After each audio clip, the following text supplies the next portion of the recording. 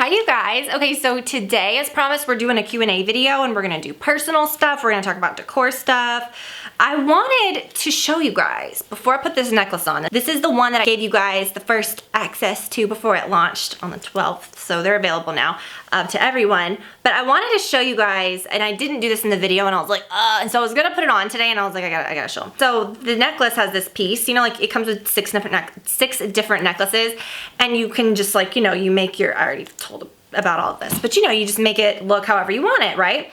2 necklaces, 3 necklaces, whatever, and this little genius piece keeps it from being tangled, and you clip the necklaces. So each time you put them on, you don't have to completely undo it. You just do that, you know what I mean? And then the whole thing kind of is really super easy. So yeah, love that. And then I'm just wearing it with this little t-shirt, this jacket that I love, these earrings that I am obsessed with. And then you guys, these pants, if you did not snap these up, you need to get these. These are so good, you guys. Such a great price. I had been looking for some, you know, some leggings that had a little bit of a detail that weren't like astronomically expensive. These are so good, and they're like so thick and like well made. So I hope you guys are doing really well. I thought that I would kind of break it up a little today and do a little more of like a personal video, because I've said this before, I feel like we have so much to talk about. We have so many, you know, new fun things to show. That's what I do here. I like to show you guys fun things. We discover new things together.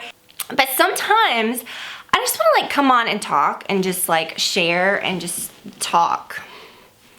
That's what we're gonna do today. So in my last decor video, I was sitting in this similar area. I kind of like filming in this area, right? Yeah, still gonna decorate my Christmas tree. I don't know when I'm gonna do that. Maybe like in the next couple weeks. I've really loved just kind of easing into it like this and not feeling like I have to do everything at once. It's made it really fun. But anyways, I can't wait to decorate this one to be really pretty. I'm gonna kind of do some of the colors that are in the curtains and, you know, things that I use in here. But and what's funny is I don't really have to buy anything new. I feel like every year I decorate my trees in totally different ways, as you guys see, but it's just like stuff that I already have. So I don't know, I'm really excited to do that this year.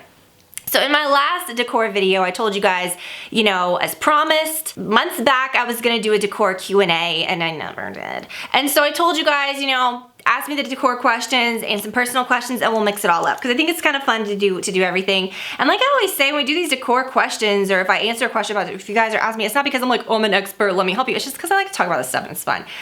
Just like a friend or anybody funny. You're commenting on a lot of the things I said about like the farmhouse stuff, which I mean I love, but you know, if you watch that video, you know what I'm saying. Vanessa Barbara says, I like a more minimal home, but I still want decorative pieces. What are your must-have favorite items? Like if you lost all your decor, but would you run out and repurchase right away? I'd say don't do so many like little tchotchkes and things, because I honestly really like minimal decor too. And sometimes if you're not careful, you know, you can put out a lot of cutesy things. So I constantly have to tell myself like, okay, like, you know, I'm constantly removing things rather than adding things, or if I get something new, I make sure to remove it. I like kind of a more minimal look, but I like things. So here's what.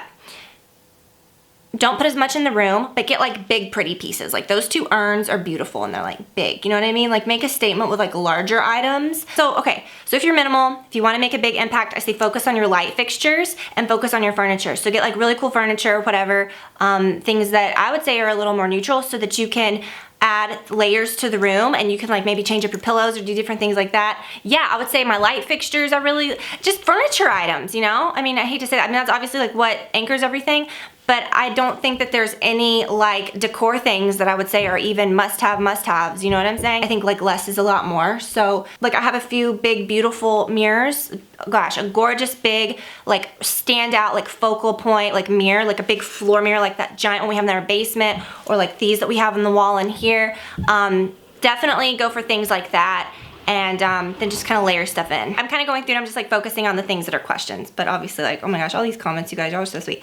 Okay, so Lauren Laymans says, my question is, are you guys planning on building a pool once Livy is older or sooner? Y'all have so much space back there, so if you answered that before, stay tuned. There may be some stuff going on right now. Oh y'all, like great time of year, right? Like seriously, it's like, it's gonna be like dead of winter soon.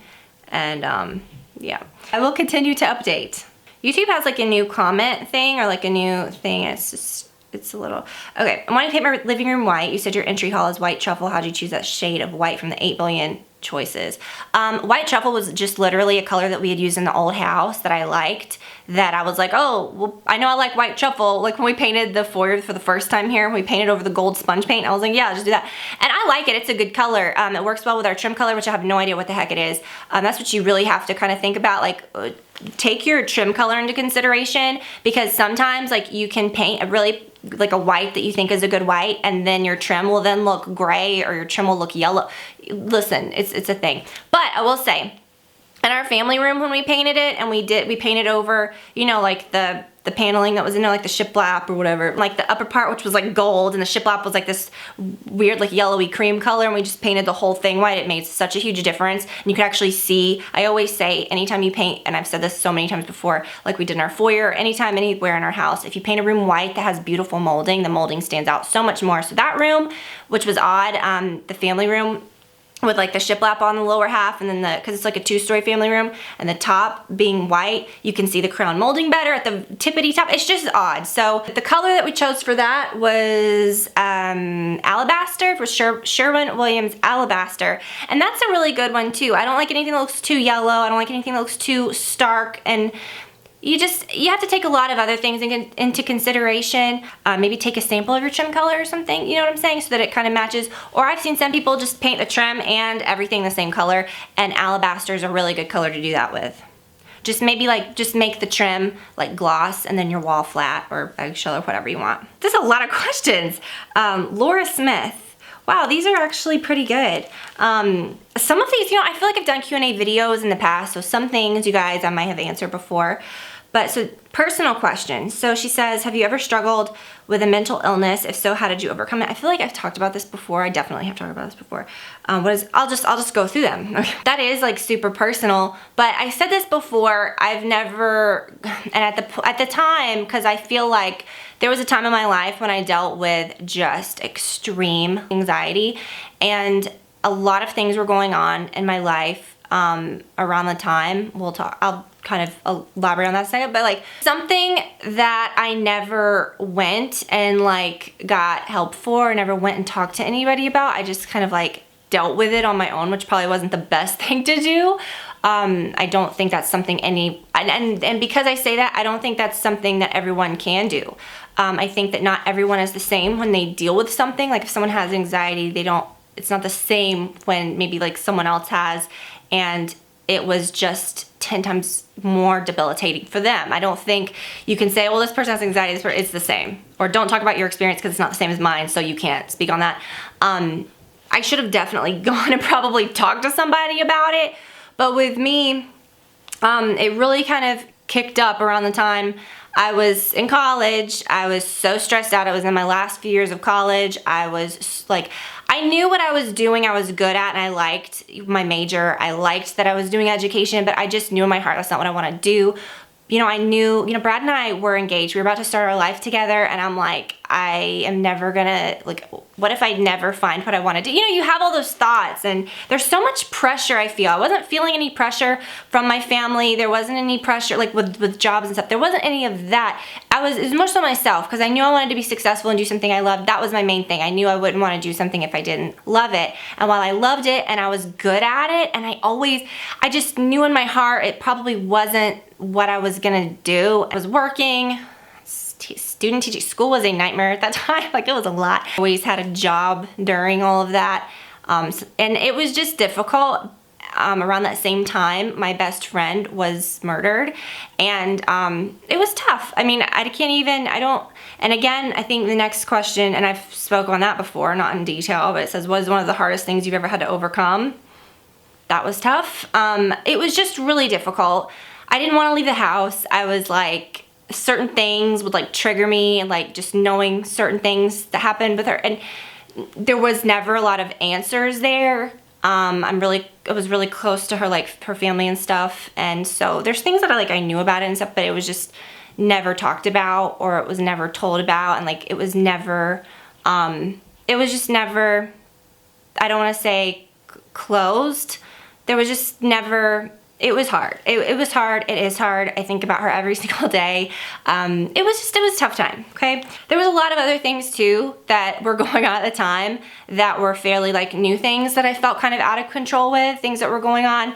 I think anytime you feel like majorly out of control with something, or that was with me, you know, that happened. And I felt like, you know, there were times I just wanted to quit school, and there were times that I felt very anxious and like, you know, I would always think, what if I like freak out in this room? Like, I need to sit next to the door. I need to like, I would have those thoughts sometimes, you know what I mean? And like, I never wanted to go places. Now I think about that and it's just, I can't relate. I haven't had any issues with that in so long. This was before I started my channel, like right before, a couple years before, and even a little close to the time. But I just feel like as I completed school, as I pushed through things, which was possible for me, I went through a lot of I had panic attacks, I had awful experiences, but I got through certain things and I thought, okay, I got through that. And that would leave it a little bit. And then I would go to the next thing. I'll get through this. And then I would always tell myself, I did this. So I can get through. I don't know, it's just hard to explain, but that's kind of how I've been. Like I'm a person that I feel like I'm very within myself in a lot of ways. I feel like I am positive. I'm pretty confident about things in my life.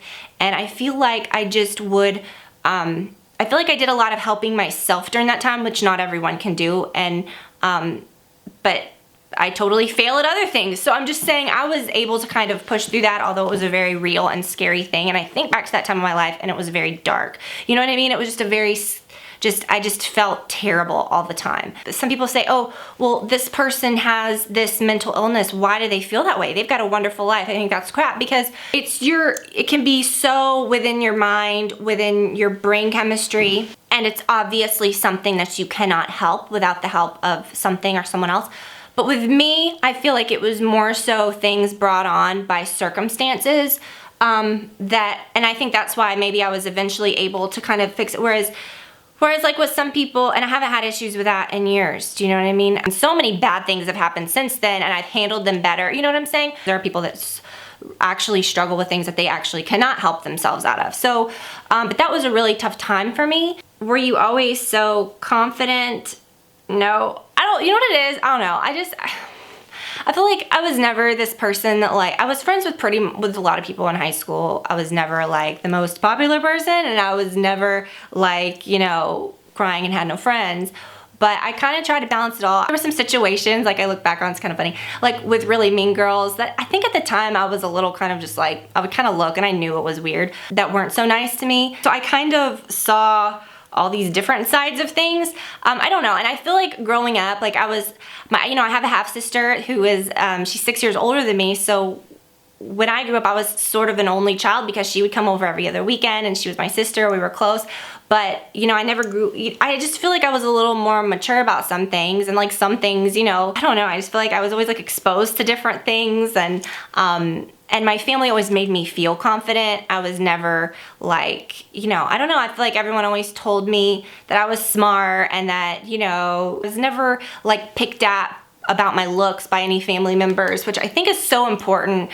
You know, just even seeing friends of mine and how they grew up, or seeing, you know, and like maybe they had a sibling or they had a family member, someone, even like a parent that would say things or comments about their weight or about their this or their that. And I was always like, oh my gosh.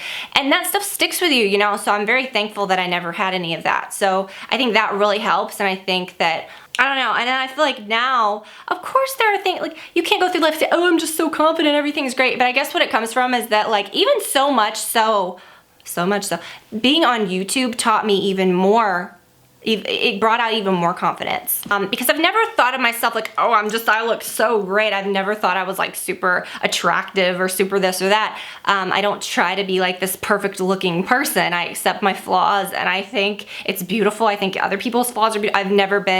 I've never been like, oh, that person's overweight or oh, that person's this or that, because some of my most like people that I grew up with, the most loved people like look all different ways. And you know, I've never really been that picky about people's looks. I've never looked at them, that person needs a nose job, that person needs this, that person needs that. That's not me. So I guess maybe I'm a little easier on myself with those types of things. I don't know, it's just odd. But the thing is with YouTube, when YouTube, you know, I'd never really, you know, I'd heard things like things that people had said to me in high school, or like, you know, people say things about your looks and it sticks with you sometimes. But when I started YouTube, and you're open, you know, anytime you do anything online and you're open to like all of these comments, of course you see all these things. And the first time I got a few of those, I don't know, I think that and I've seen people that have handled it very differently over the years. People that I knew in the very beginning that don't do it so much anymore, you know? And it's like, you can either handle it or you can't, I feel. And I'm constantly telling this too to friends of mine that are starting, or friends, you just have to tune it out. Not in a, oh, I'm oblivious kind of way, but just the same as if someone came up to you in the grocery store, started talking about you, oh, what would you say? Would you say, I need to go home and think about that? You'd be like, wow, I met a nutso person at the grocery store today. You know what I'm saying? Like, you just have to kind of, so I don't treat people like that, and I don't accept people to treat me like that. So I just don't. I learned very quickly that you control exactly what gets to you. You control exactly. People could say anything they want. You can have websites, you can have this, you can have that. You can just come at me from all directions. Like, I don't care, because I just don't hear it. So you can't. You can tell me directly. I just don't internalize it, because I consider the source. I don't think it's like a matter of, oh, I'm so confident it can't touch me. It's just that I think I'm just more realistic about life stuff, because maybe I have been through some real things, or I have seen some real, so I don't care if people say that I'm super ugly or whatever. I just don't really care. It just doesn't matter. Do you have any other names in the running for your daughter? Laura, listen, you were just like curating this entire video. I'm just gonna go for all your questions. So one name that I always really liked was Ruby, which is my great grandmother's name. Brad wasn't super crazy about that. And now that I think about it, I'm kind of glad, like I mean, I don't know, I like that name. It is very old school, and that's a very like popular thing to do now. I do like that, but and I could see, I don't know, like I could still see maybe using that. I don't know if we're gonna have any more children. I know that's another question. I don't feel obligated to tell. That's another thing about me. I don't feel obligated to do any of this. Like, I love to share what I wanna share. So I don't know. So that's that. But a name that we did like was was it Harper? Was it Harper? I remember thinking at the time, I was like, Harper is a great name, and Brad did not like it. And I was like, I love this name. And now I'm like, that can't be the name. So maybe I'm really glad. I love Olivia's name. And it's become like one of those really, obviously, it's like a real popular name. It's like what Jessica or like Jennifer was when I was, you know what I mean? Or Stephanie or even Tiffany, you know, around the time that like my age group was coming up. But I love it. I love her name so much. Do you believe in soulmates? I don't really know. I just believe in listening to your instincts, and if you don't want to be with someone, don't be with them. If you're not happy, don't be with them. I think you just have to be happy. I see so many people in relationships that are just, they gripe all the time, and they're just like, oh, I want to do, and I'm just like, well, why are you doing it, you know?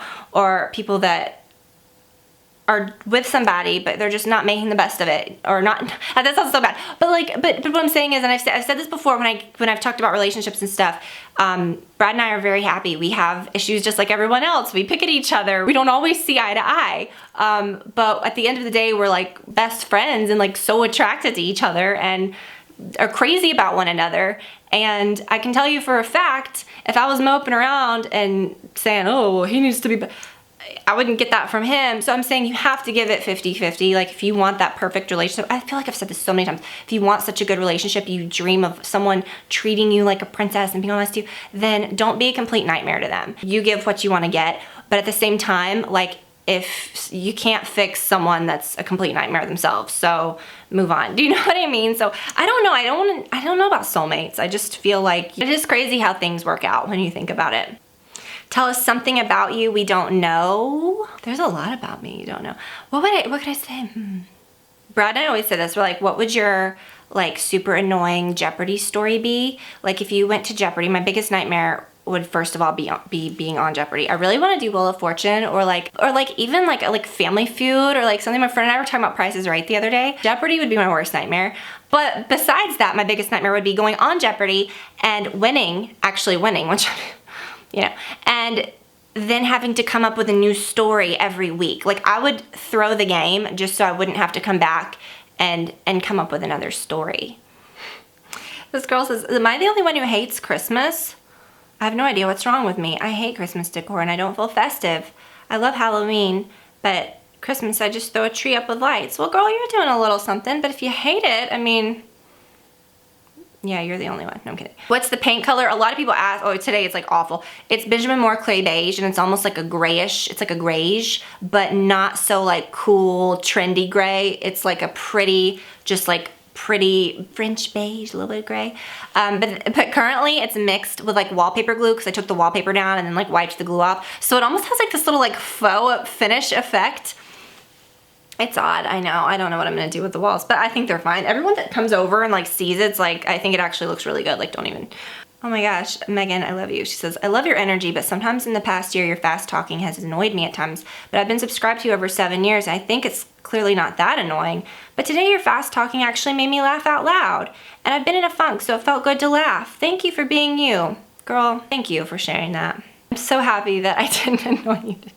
I get it. I'm annoyed by people that I like, whatever. And like people, there was one person that was like, I feel like you've changed, or, you know, from the first videos. And I'm like, my first videos, I was like, okay guys, here we do this. Like, what do you want me to do? Like, I feel like I'm more comfortable. Like anyone that knows me in real life that watches my videos, like she's the same. I mean, what do you want me to do? What do you want from my life? These are people that don't know me, so who cares? But thank you, Megan. That was not me talking about you. That was very sweet. Thank you. I'm glad that I'm not annoying you today. Oh, would love a lifestyle book from you, Tiffany. Girl, you ain't gonna get one. Any chance you'd be willing to make one in the future? What the heck would it even say? Like, okay, so I bought Reese Witherspoon's book, The Whiskey in a Teacup, and it's cute. We get it. Like, she's Southern. But she really wants you to know she's Southern. Really does. And I love that she added things with her family, and she did. It's a cute book. You know, I like it. But I don't know. I mean, it would just be like, hey, here I am. I don't know what it would be. I feel like it would be so, like, not fake, but I feel like it would just be too, like, staged for me. Like, I don't even like to do, like, professional photo shoots or things like that, which I should do more of. Like, I like the look of that.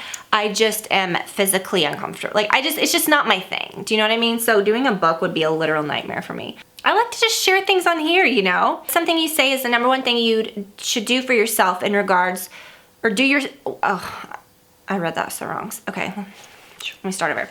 Okay, so Stephanie says, what's something that you'd say is the #1 thing you should do yourself in regards to updating your home? My hubby and I are in escrow for our first house, and we are on a tight budget. We'd love any tips and tricks.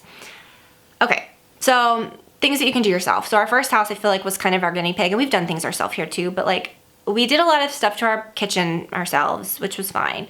I wish we would have just had it like professionally painted or professionally done, but I'm glad that we didn't put too much money into that house because it wouldn't have made sense. But things that you can do yourself is painting. I have painted, unless if it's like a giant room that's like too tall, or like our foyer and our family room, we hired out. Obviously the exterior of our house, when we redid it, we hired that out. But like rooms yourself, you'll be surprised. You can do paint yourself. You can paint rooms.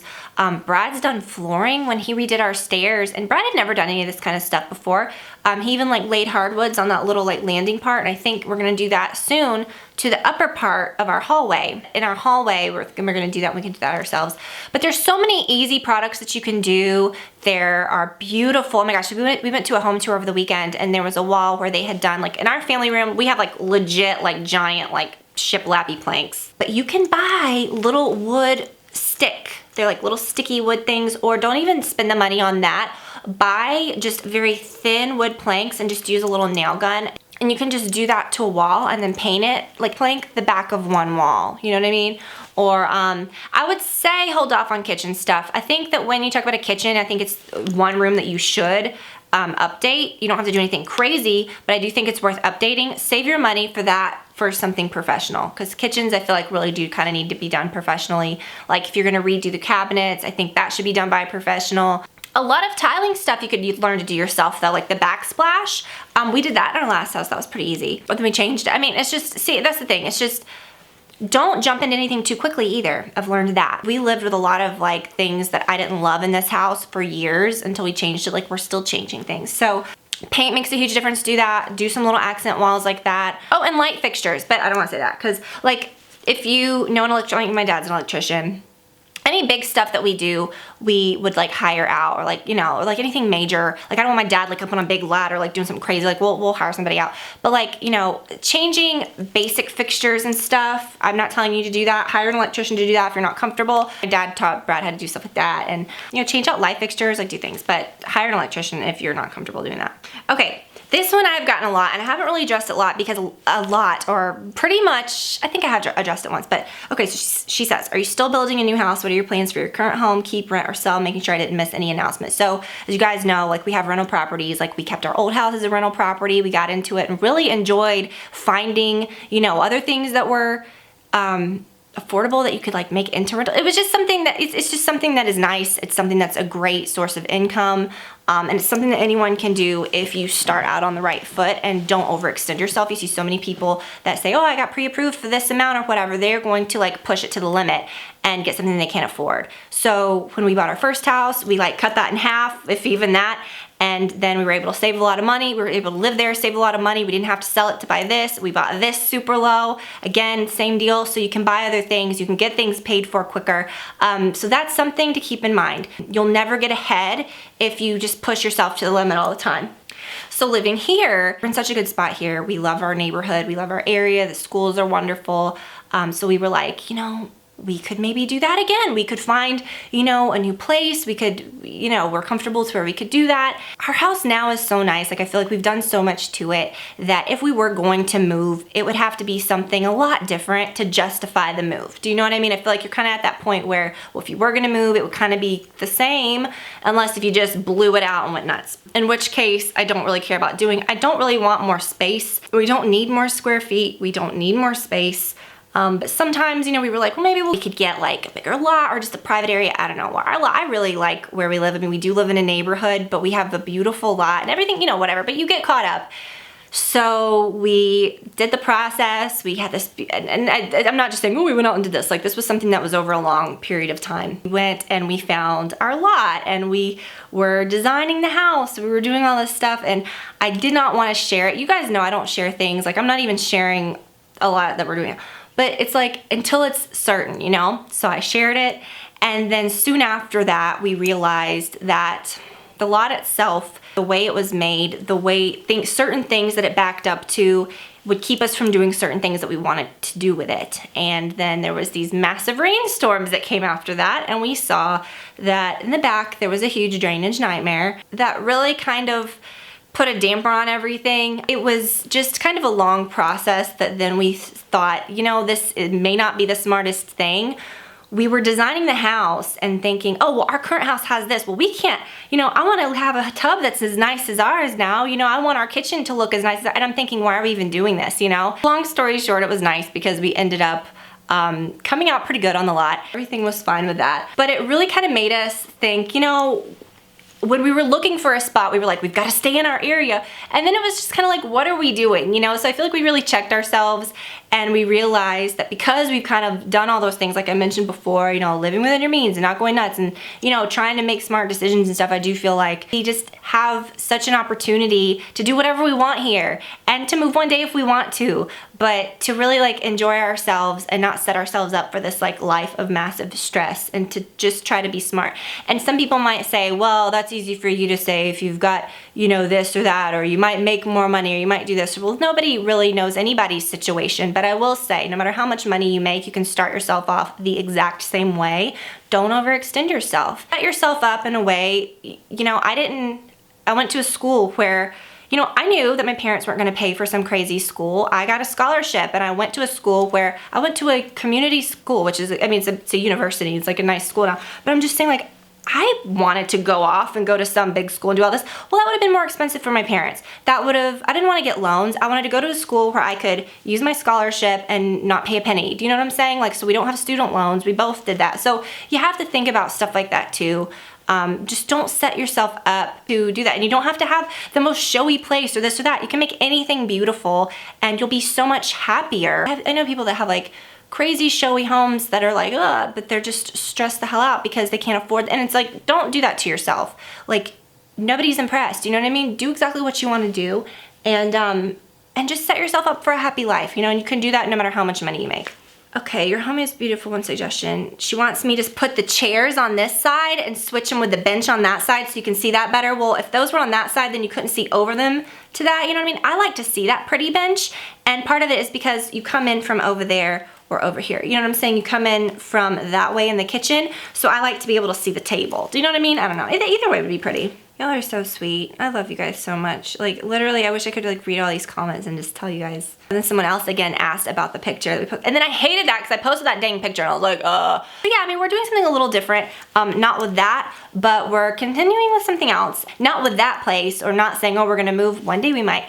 But we may be doing something a little different. What is your favorite and least favorite / most challenging part of being a mom? That's like a huge question. If you're a mom, you totally get, like, that is almost impossible to answer. Like, my favorite thing is obviously like getting to spend my life with this person that I love so much and having her with us. And Brad and I were together so long before we had her that now it's like this different dynamic, but I feel like that did make a difference. I like that we did that. I like that we had all that time. But then at the same time, it's just perfect. I don't feel like, oh, I wish we would have done this earlier, because then things would have been different now. And I love her so much. And being a mom is wonderful. But then, I know people that have no interest in having children, and I think that's great too. I think too many people, especially with all of this like comparison and everything online, if you see someone not having kids and you have kids and you're like, well, why aren't you having kids? You need to experience that too. Or you see someone that might not have kids and they see someone that has a whole bunch, well, then you'll be too judgy of them. And I just think, who the hell cares? Like, I just don't get that at all. So I don't get that. The most challenging part is really you just worry about your kids. I mean, that's, you figure it out. You figure out anything that you have to do. I know so many people too that a reason that they say they don't want kids is because they're like, oh, well, I work all the time and we're busy. And I'm like, so's everybody, you know what I mean? You just make it work and you don't even realize how you make it work. You just do. Brandy's looking for my new little bowls from Restoration Hardware. She says she can't find them. I'll find them and try to link to them. They're just the hexagonal marble planters, maybe. I don't know what they're called, but I'll find them. So funny. A lot of like farmhouse things. We talked about the whole farmhouse decor trend, which I definitely incorporate pieces of, but it's so literal. Like when you see someone's house and like every piece of artwork is just like a word or a saying, and it's like, what do you want me to do? Do you want me to gather? Do you want to say Merry Christmas? Like, are you giving me an inspirational quote? Like, what do you want me to do? It's just really funny. But again, I'm saying that's my opinion. I can share my opinion. I don't give a crap if people want to. I wouldn't go in and I would never leave someone a comment saying, listen, this is wrong. You don't need to do that. No, I don't give a shit. Like, that's fine. The large bubble ornaments that were on my daughter's tree last year were from Front Gate. So she trusts me because my opinions aren't biased. And let me tell you, I work with a lot of companies. I work with those companies because they've noticed that I've linked to a lot of their products, or they noticed that I've talked to them or talked about them. Y'all, I turn down 90%, a lot more than that, like 95% of the things. A lot more than that, I would say. Honestly, 98% of the things I'm offered, I turn down. I really only show you guys, I almost knocked that earring out, got real excited. I really only show you guys things that I like. And even if I do a collaboration with a company, it's not a bias because I agreed to do it based on the fact that I wanted to. And I bought the things I'm talking about. And I'm showing you guys, I'm not gonna have a company send me something and say, hey, talk about this. Y'all know I'm too stubborn for that. Y'all know I'm not like that. But I try to stay out of the YouTube trends. If there's like a company, there's certain companies that I've always supported or that I support, that I really supported in the beginning. And like, to this day, they'll, say that, oh, I helped them like jump off, or I helped them get their start. And I think that's great because everything's genuine. But I don't want to jump on some brand that I see just because it's like, oh, a lot of people are talking about this, let me jump on that. Or an opinion, like if the beauty product comes out and everybody has something crappy to say about it, because honestly, let's just call it what it is, that gets more views. And so a lot of people, I don't post a lot of things where I bash brands or stuff. Like, I don't like to do that. But if something is very hyped up and I've tried it because I was genuinely interested in it and it just stumped me and I saw a flaw in it, of course I'm gonna tell you guys that, and you know that I do.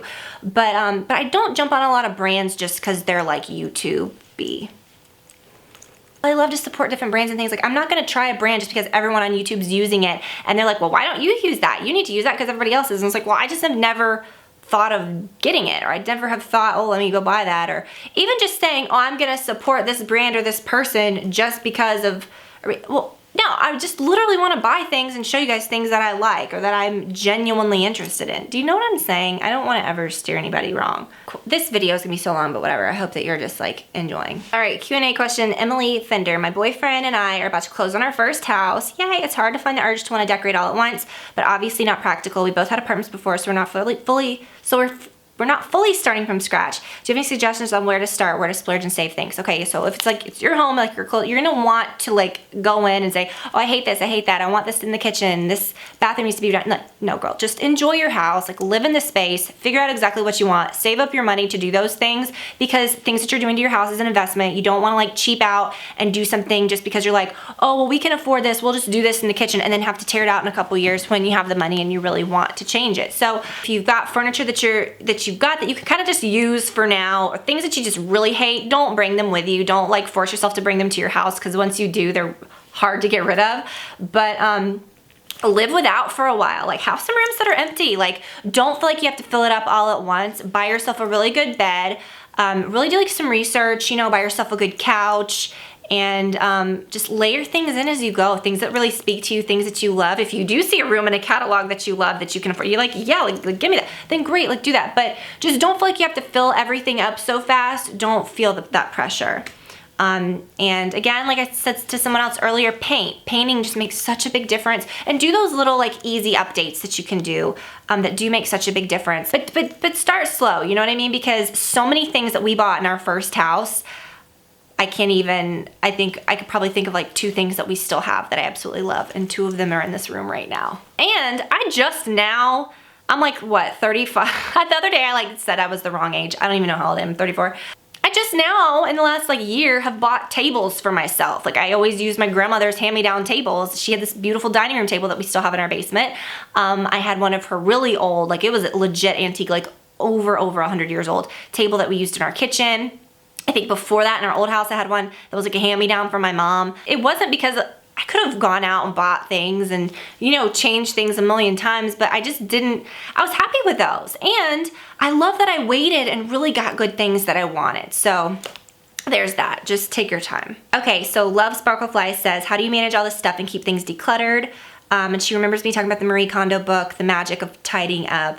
And sometimes she says she gets overwhelmed with the amount of stuff that we somehow manage to accumulate. Same. I have found that especially since moving into this house, when we just cleaned out everything, a move will do that, right? Like, it forces you to clean out stuff. But I told myself, you know, we weren't gonna clutter up our storage areas because we have a lot of storage in this house. I didn't want to just say, oh, we got storage, let me just throw everything in there. We really try to keep up with it. You know, at least a couple times a year we go through and donate a ton of stuff.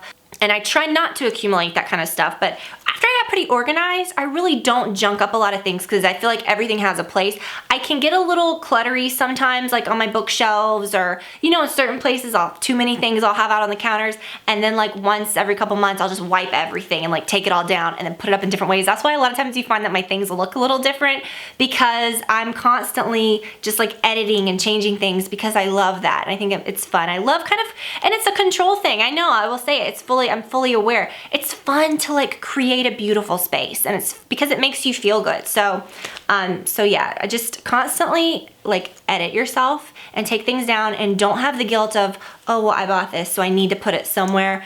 Girl, no. Like, if you're questioning it and you don't want it, get rid of it. What's your favorite true crime and non-true crime podcast? This is so exciting. Okay, so I'm really into Up and Vanished. The first season was really good, and obviously they have the show coming out. I think it's just like a one-time show that they're doing on the 18th. So I will be watching that. Super excited that Dirty John is having a TV show. Do you guys remember when I talked about that podcast and told y'all about that like forever ago? That was so exciting. And even when I talked about it, I feel like I was really late on the jump with that one, even when I listened to it. But so many of you guys have listened to it, and I'm excited about the TV show. So listen to that if you haven't before the show.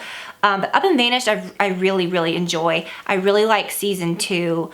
I made Brad like listen to all of it when we were on our way to a road trip the other day, because like Forever Without Olivia or something, like, you know, most times we're not like listening to true crime podcasts in the car with our 3-year-old. So it was kind of funny to, I had him where I wanted him, and I forced him to listen to it, and he liked it. I've also been listening to this other one about an art heist. What's it called? Last Scene. That's a good one. Although some of the later episodes, they're getting a little kind of like, ugh, and I just wish they would, I hope that they figure something out. Sometimes you feel like you've invested all this time and you're like, is this really going anywhere? She feels like I'm her friend just talking to her. That's how I feel, you guys. I truly, like, it's just fun. So I have fun talking to you guys. I mean, if I sat here and I was like, hey, so when I'm excited, it's because I like talking to you. It's because I genuinely like being here. So, can you mix metals and home decor? She says her formal dining room has ornate silver curtain rods. She has gold, she has this and that, whatever. If you don't feel like it looks right, well then that obviously is your, like, that's your answer, right? Do things that look right to you and kind of experiment. Our kitchen, for example, like our faucet, our pot filler, all that, it's oil rubbed bronze. All of the like doorknobs and everything in our house is oil rubbed bronze, so it looks kind of black. But then I also have polished nickel. Like I love our light, well you can't see that one, but our light fixtures in here, our lanterns over our island, and the fixture over our kitchen table is like a beautiful like brushed champagne-y color, so it's not too gold, not too silver, it's just really pretty, and they all kind of work together, but they're all different fixtures. Yeah, mix metals, mix it up, like don't go nuts. I mean, but in a room, you know, but I say like throughout a house, like have the same doorknobs, you know what I'm saying, or the same color. I like the same color for curtain rods and stuff throughout a house, but like bathroom to bathroom, like mix it up. And then even in the same bathroom, if you want, mix up the metals. How do you go about decorating a space? Do you look for okay, like I feel like this, it's just trial and error. There's so many things that I bought that I don't like. I just do things until I feel like it looks good, and that's that. And sometimes like removing things helps more than adding things. But yeah, it's that feeling like when you look at Pinterest or when you look at a magazine, you just look at a room and you know you like how it looks and you can't describe it. Take inspiration, like figure out when you look at those pictures, like what is the common theme, you know, if you put in a lot of light photos, or if you like a lot of like lighter rooms, well obviously like try to do that in your space. I don't know, it's just a bunch of trial and error for sure. Okay, you guys, I really want to go through all of these. See, even so, I thought, oh, this is doable. I can get through every single one of these. I can't, because I feel like we've talked a whole lot. And we will do another Q&A soon, and I hope that y'all got a little mix where maybe it didn't get too heavy, but I kept it light with some decor and some fun stuff. But you guys, I really hope that you enjoyed it. Thank you guys so much for spending this time with me. I know this was a little longer today, but I enjoyed hanging with you guys today. I so enjoyed it, as I always do. And definitely be on the lookout this coming week. We have some different things coming up, maybe even a video. A video might come up before Monday, so check that out.